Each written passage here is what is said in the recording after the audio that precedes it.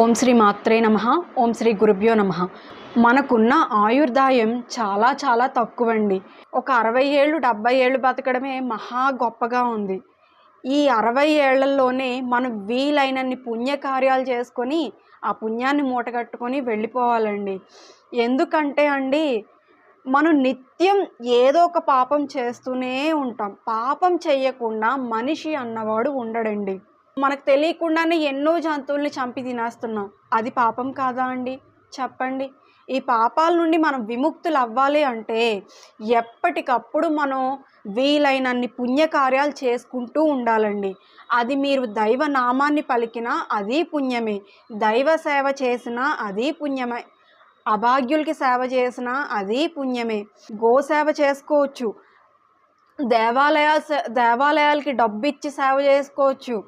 ఏముంది, దేవాలయంలో దేవతలకి ఒక్కొక్కసారి పూలు కూడా ఉండవు. చాలా బాధ అనిపిస్తుంది. అప్పుడు మీ జేబులోంచి 100, 200 తీసి అమ్మవారికి, అయ్యవారికి చక్కగా పూలదండలు కొనివ్వండి. అదే మంచి సేవ అవుతుంది. ఆ పుణ్యం మనల్ని కాపాడుతుందండి. ఒక అభాగ్యుడు ఉన్నాడు. ఆ అభాగ్యుడు తిండి లేక చాలా ఇబ్బంది పడుతున్నాడు.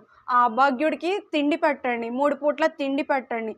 మీకు ఉన్నంతలోనే అండి, అప్పులు చేసేసి మరీ సేవా కార్యక్రమాలు చెయ్యమని మనకి ఏ భగవంతుడు చెప్పలేదండి.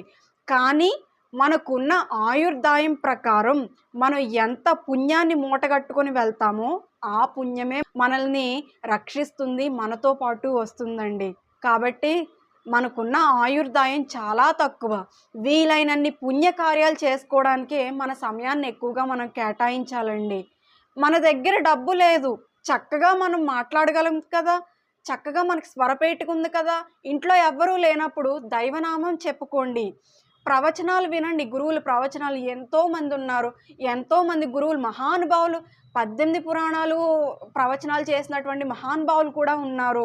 కాబట్టి ప్రవచనాలు వినండి. అప్పుడు మనకి ఎలా బ్రతకాలో, మన శాస్త్రాలు ఏమని చెప్పాయో, ఎలా బ్రతకకూడదో మనకు అర్థమవుతుంది. అప్పుడు ఈ పాపాలన్నిటి నుంచి కూడా మనం విముక్తులం అవుతామండి. అప్పటి వరకు మనకి విముక్తి ఉండదు, ముక్తి ఉండదు, భుక్తి ఉండదు, ఏమీ ఉండదు. ఏమీ లేకుండా ఎన్నాళ్ళని ఇలా తిరుగుతాం చెప్పండి? తిరగడము అంటే నా ఉద్దేశం ప్రకారం ఇప్పుడు నేనే ఉన్నానండి. నాకు ఎన్ని కోట్ల జన్మలున్నాయో నేను చెప్పలేను. కానీ ఉంటాయి. ఖచ్చితంగా ఉండి తీరతాయి. నేను ఎన్నిసార్లు నరకానికి ఎళ్ళుంటానో నాకు తెలీదు. ఎందుకు చేసుకుంటున్నా ఇదంతా?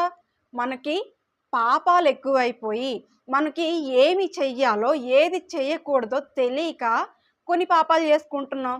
తెలిసి కొన్ని పాపాలు చేసుకుంటున్నాం. ఆ పాపాల నుండి